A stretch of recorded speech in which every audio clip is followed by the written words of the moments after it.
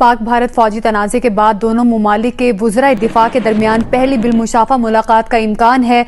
यकीनन अगर पाकिस्तान के रक्षा मंत्री भारत के रक्षा मंत्री से मिलने की कोशिश करेंगे तो उन्हें मुंह तोड़ जवाब वही मिल जाएगा। ये भी मुमकिन है कि जो भारत के वजीर दिफा हैं राजनाथ सिंह, उनसे ख्वाजा आसिफ साहब की अलग से मुलाकात हो, क्योंकि शंघाई कॉरपोरेशन ऑर्गेनाइजेशन का इजलास हो रहा है और वहाँ पे ये मुलाकातें हो रही हैं। और जो एससीओ की मीटिंग हो रही है उसमें आपके जो डिफेंस मिनिस्टर गए हैं राजनाथ सिंह साहब, उन्होंने डॉक्यूमेंट्स के ऊपर साइन करने से मना कर दिया। जहां एक तरफ राजनाथ सिंह बिल्कुल एससीओ की बैठक में पाकिस्तान और उसकी आतंक परस्त नीतियों की निंदा करते नजर आए, तो वहीं पाकिस्तान की सिट्टी पिट्टी गुम नजर आई।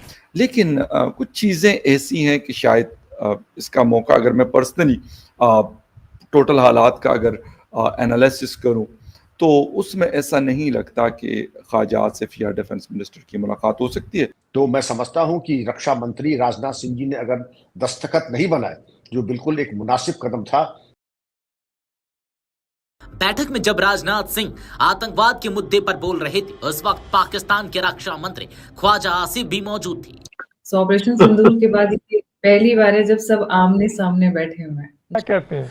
मेरे ख्याल में इसके ऊपर बात करना मुनासिब ही नहीं है। तो उसमें भी ये बात हो रही कि जी इंडिया दोबारा हमला कर सकता है, और ऑपरेशन सिंदूर पार्ट 2 इसका जिक्र चल रहा है इस वक्त पाकिस्तान के अंदर।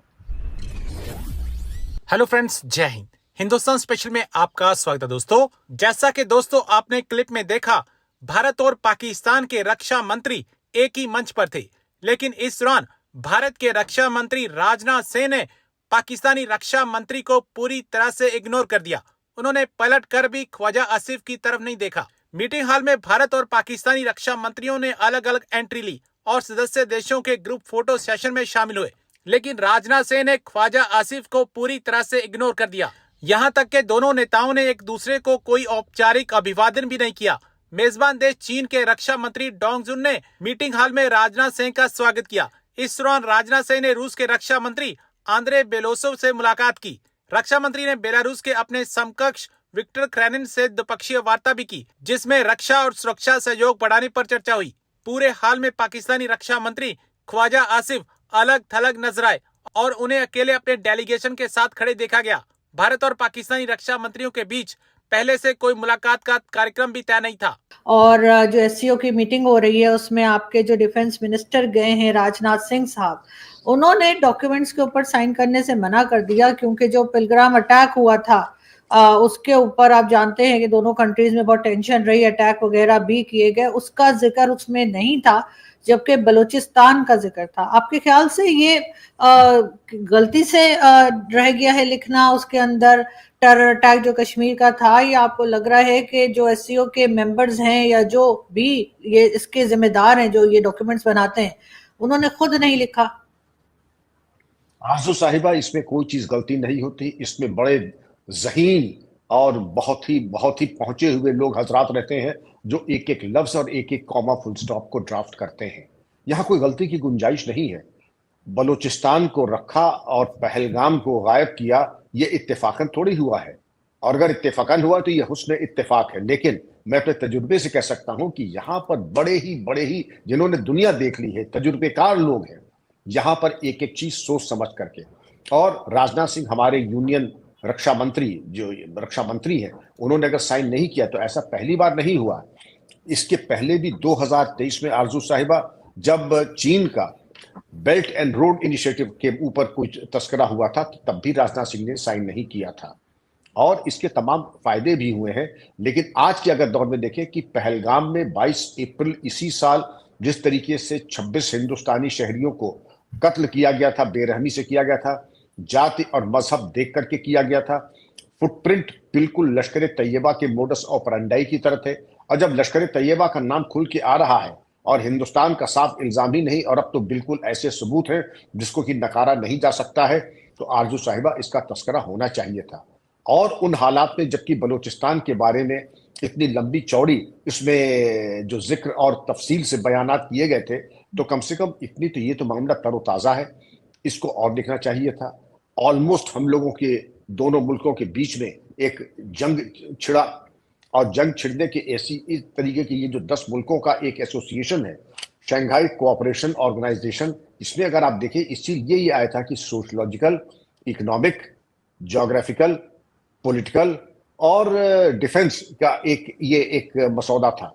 इसमें अगर आप देखें तो चाइना भी है, पाकिस्तान भी है, इंडिया भी है, रूस भी है, ईरान भी है और उज्बेकिस्तान, किर्गिस्तान और ये 10 मुल्कों का ये एसोसिएशन है। ये बना ही इसीलिए है कि डिफेंस कोऑपरेशन और टेररिज्म को लेकर के हिंदुस्तान का यही कहना था आरजू साहिबा कि जो क्रॉस बॉर्डर टेररिज्म है इसकी मजम्मत होनी चाहिए, इसके बारे में एक रोड मैप होना चाहिए, एक एक्शन प्लान होना चाहिए। और जब इन चीजों का तस्करा नहीं हुआ तो मैं समझता हूं कि रक्षा मंत्री राजनाथ सिंह जी ने अगर दस्तखत नहीं बनाए, जो बिल्कुल एक मुनासिब कदम था, और इसके पहले भी जब एक बात उठी थी चीन के बारे में, तो उसके बारे में बॉर्डर रोड इनिशिएटिव, बेल्ट और रोड इनिशिएटिव, तो उसके तब भी हिंदुस्तान ने उस पर दस्तखत नहीं बनाए थे।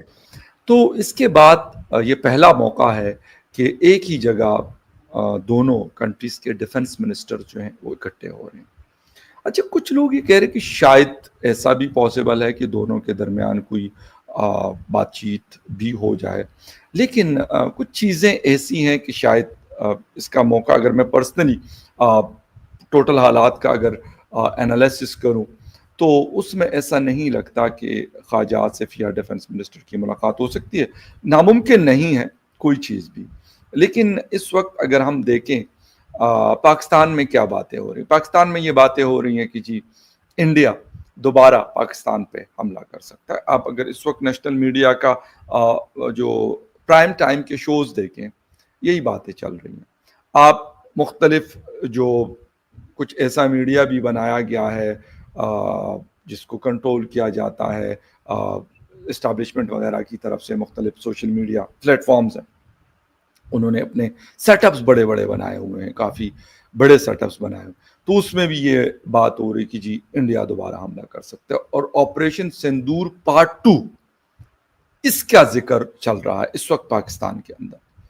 अच्छा, एक तो ये कि जी ये जोर दिया जा रहा है कि जी डिफेंस पे मजीद खर्च किया जाए, मजीद बढ़ाया जाए, एक ऐसे वक्त में कि हमने इस वक्त, जब अभी हमारा रिसेंटली बजट आया है, तो उसमें हेल्थ, एजुकेशन और जो डेवलपमेंट है या ह्यूमन इंडेक्स है, उसके ऊपर हमने कट लगाए हैं बड़े बड़े 20, 25, 30% तक।